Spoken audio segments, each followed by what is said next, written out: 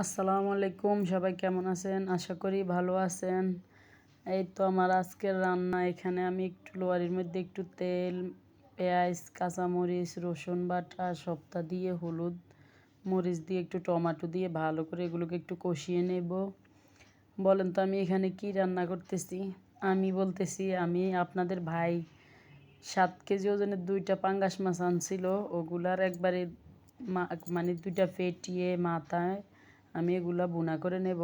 একবার শুকনা শুকনা করে এতে এগুলো সুন্দর করে কেটে ধুয়ে এখন আমি এগুলোকে তেলে দিয়ে দিলাম ভালো করে মিক্স করে। এই তো দিয়েতেছি।